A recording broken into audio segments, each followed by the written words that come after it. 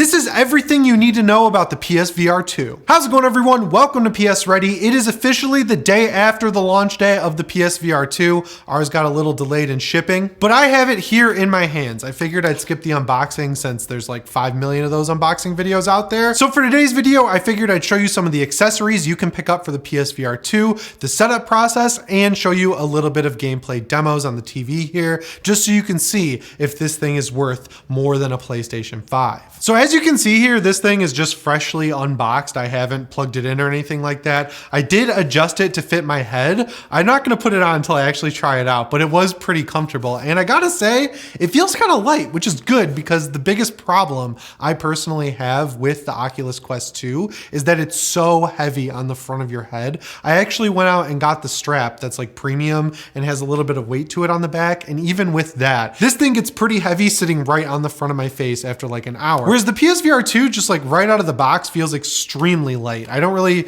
know how to compare it to anything. I guess it's about half the weight of a DualSense is what it feels like, but it feels evenly distributed. So that's gonna be cool to have on your head for an extended period of time. What's really most impressive to me about this whole setup here though is this Sense controller. It feels as high quality as a DualSense, and honestly, as someone who's only ever had Oculus headsets, I had the Oculus Quest 1 and the Oculus Quest 2, which essentially use the same controllers. This feels like a big upgrade over that. The overall layout of the buttons is pretty similar. You've got the PS button here, you've got the thumbstick, then you've got the square and triangle. The right controller has it opposite flipped, so it's like the X and circle, but it has the same buttons. You've got the share button over here where it would be on your DualSense controller, and then on the inside here, you have the grip button. So this is an actual button that you would click, and I'm assuming, just because I've played VR before, that this will close your middle, ring, and pinky finger in the actual games that require this controller. I like this whole wraparound grip thing they've got going on here, this whole circular motion. I don't know if it behaves like the Valve Knuckles, but the reason the Valve Knuckles have something like this is so it can track each individual finger underneath the sensor. I'm not sure, again, if the PSVR has that, but we'll have to test this out. The biggest surprise here for me though, the thing that honestly kind of makes this feel a little cheaper than it is the single cable being permanently attached to the headset. I was thinking it would be more like how it is on the Oculus Quest 2, where it's like a USB-C port, you get a long USB-C cable, and if you want to use the thing wired, you just plug it into your PC that way. If this ever frays or breaks or snaps, that's like a full-on warranty repair, and if it's out of warranty, you'll have to send this whole headset into Sony to get it fixed. That's really the only oversight I see on this entire thing though. Like, you've got the power buttons on the bottom, you've got the 4 cameras for the whole inside out tracking situation. You've got a headphone jack right here next to where the USB-C cable plugs in. It really looks like they thought of everything with this headset. Now, as far as accessories go, there is an official charging cradle for the Sense controllers. We ordered one from PlayStation Direct, but like every time we order something from PlayStation Direct that has a release date, it was delayed. So we don't actually have that in hand here, but we were able to pick up a charging stand on Amazon that was actually a little bit cheaper than the $50 one you get from PlayStation. Yes, it is black, so it doesn't exactly match the aesthetic of the Sense controllers, but it does have RGB on the front to show you if the controllers are charging, and it has a built-in stand for the actual headset, and it was super easy to set up. It's actually like pretty portable because you can take the neck of the stand off and actually hide it underneath the actual stand, and it has a little port to plug a charging cable into. And the way that you charge the Sense controllers, this is where it gets a little more budget than the official Sense controller charger stand that Sony sells, but basically the stand itself comes along with this little piece here. It's like a little L-shaped bracket that goes into the USB-C port on the Sense controller, and that makes it charge wirelessly when you set it down on the stand. It works well enough, like it slides in there perfectly. I feel like you could just kind of drop it on the stand and it would balance its way in there, but you know, it's not as nice as what you would get on the official Sony stand. But this stand is 20 bucks cheaper, and when you're not charging your controllers with it, you can actually put it away, which I think is pretty cool. The next thing that I was able to pick up on Amazon for around $30 at the time we ordered it is this case for the PSVR2. You are probably going to want to get one of these things just in case, you know, you go for weeks or months at a time without using it, which, you know, some people do because VR games don't come out as often as full-on games that you would get on the PlayStation 5, and having a convenient storage case that's also going to protect the PSVR2 is a smart thing to just invest in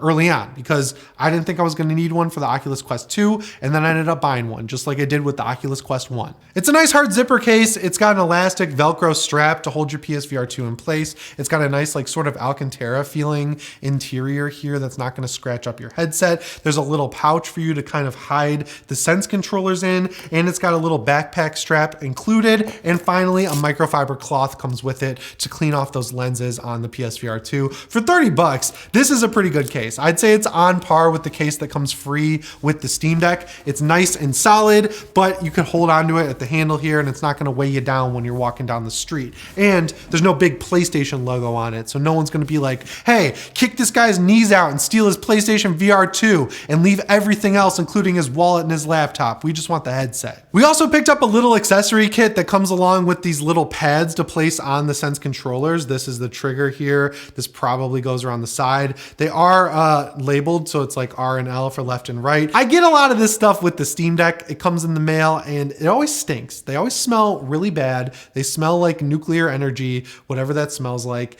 And I put them on my Steam Deck and they leave residue. And one time they took off one of the button little labels on my Steam Deck. So I'm not gonna put this on the Sense controllers just because I wanna keep them nice and pristine. But the thing that comes along with this whole accessory setup that we got for pretty cheap on Amazon is a lens cover. I give this like a 10 out of 10. Just pops right on the headset, pop it in the charging case with this over the lenses. I feel like you're good to go. It's also padded on the inside, so it's not gonna scratch up the glass or the plastic over the lens. I think they really thought this through for once with one of these cheap Amazon accessories. And I'm honestly just a little bit shocked. They're learning over there at Amazon cheap accessories. And then the final accessory I think you'll want to pick up with your PSVR2 is a DualSense Edge, mainly because of the paddles that come included with this. I'm just thinking about playing Gran Turismo 7, right? Like the best scenario for that game will probably be a VR headset, the PSVR2, and a racing wheel. Racing wheels are like 400 bucks minimum if you want to get a good one. So I feel like you could just split the difference by paying 200 for the DualSense Edge,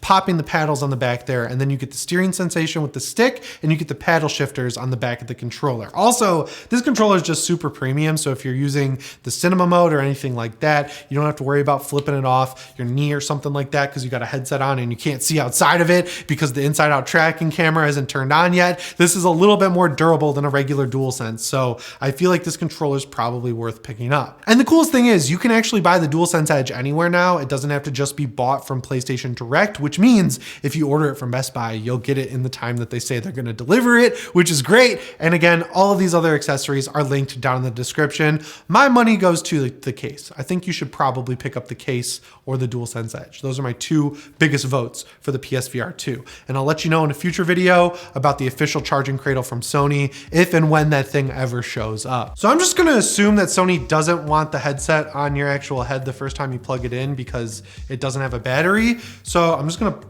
plug it into my PS5 and see what happens. Over on the TV, it says update the PSVR2 to the latest version. So you're probably gonna have a software update the first time you take this thing out of the box. So the process here is pretty simple. There's only one audio jack on the actual headphones. And then there's a little locking clip on the other side. I'm assuming this is gonna go exactly how it looks on the TV. Got the audio jack in. Now the next step is getting the Sense controllers paired with the PS5, and the way to do this is the same way you do it with any DualSense. Use the included USB cable, very specifically the included one. I accidentally just tried to use the one from the charging stand and it did not work, and we lived in fear for 2 seconds that the PSVR was already broken. So use this to plug in the Sense controllers. It says start with the right one, so I'm gonna do that. So I'm pressing and holding this top button. You can actually extend and contract the scope, pulling it out of the way, hitting the function button for done. Release the headband, already released. Figured that one out on my own, guys. Put on my stereo headphones. I'm just gonna put in one so I can actually hear the world around me.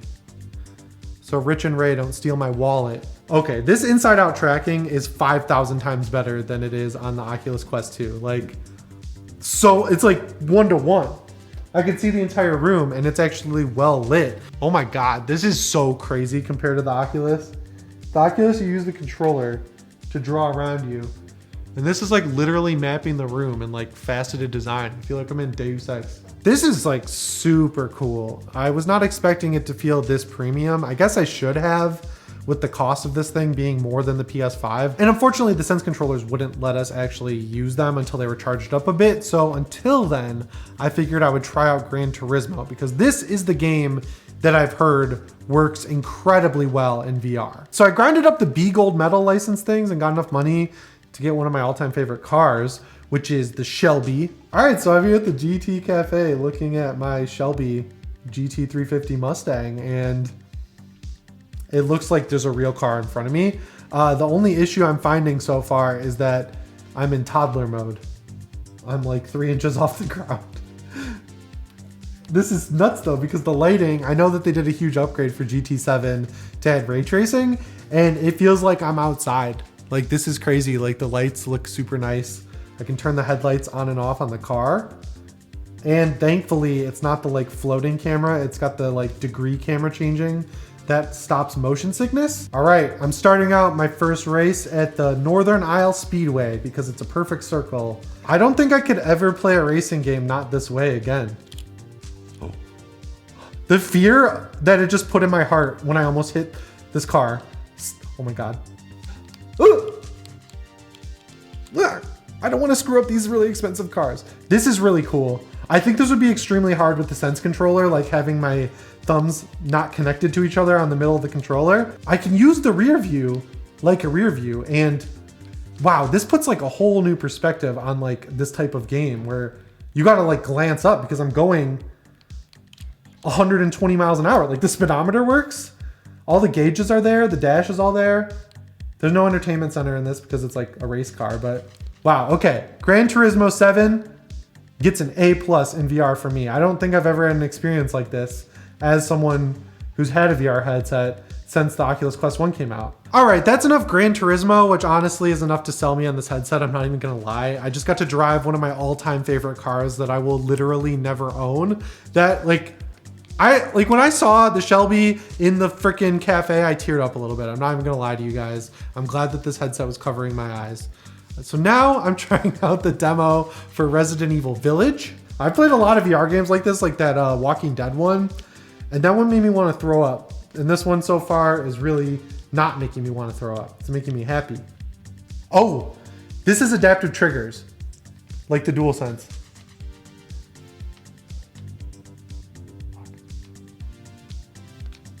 Oh, shotgun goes on your back?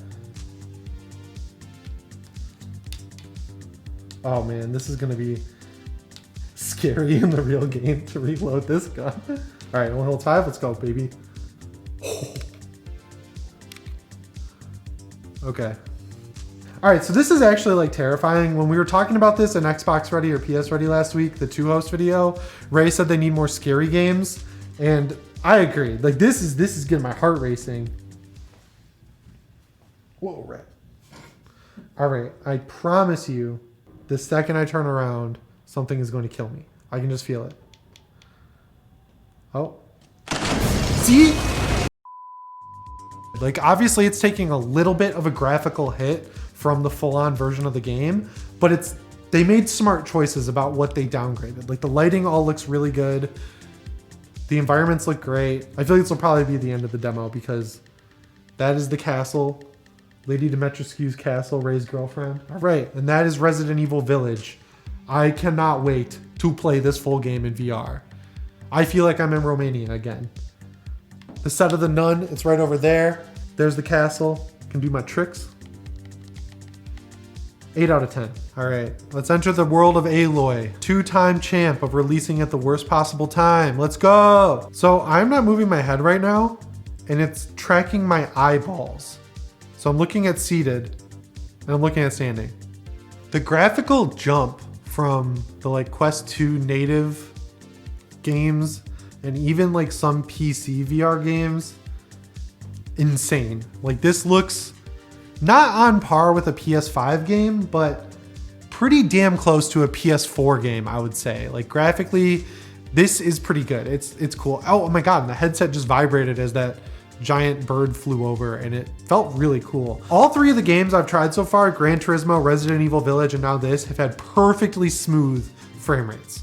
On the TV, so maybe in the footage, I don't know if it's gonna drop because we saw on the TV that the frame rate was dropping a little bit, but in the game, it's not dropping at all. Like it's perfectly smooth, even when I'm like jumping my head around and stuff. So that's really cool because frame drops in VR are what causes motion sickness. When your brain gets out of sync with what's happening in front of it, that really screws with your head. So I think it's good that Sony and Capcom understand that you need to have perfect frame rates. And they found the balance here between frame rate and graphical fidelity. Like I said this at the beginning of this demo, but it looks really good. I'm curious to see if these graphics hold up when I'm actually playing the game. But as you can see here, I don't get to actually play it. This lady does. These experiences are cool because you're in first person, but they're definitely built for a first time VR user. Like this doesn't impress me anymore. What are you gonna do for me? Oh, that guy's dead. Yeah, this feels like really cool, like 1-to-1. On the Quest 2, you kind of lose hand tracking a little bit after a while when you're doing climbing stuff like that. I think it would be sweet if they had an Uncharted game like this. Like, oh my God, Uncharted would be so cool. Or like The Last of Us would be so sweet in VR. Hopefully they have experience for all their biggest franchises like in the works, because that's what I feel like will be make or break for this headset, is having games in Uncharted, in The Last of Us. Like having Gran Turismo already at launch was a huge deal, and I think people are gonna buy that game because of the VR. But we got to get some more action games like this. Like one at launch is good way to show off the headset. I don't know how long this is, but I started it a little iffy. Now I'm impressed. PSVR2 impressions.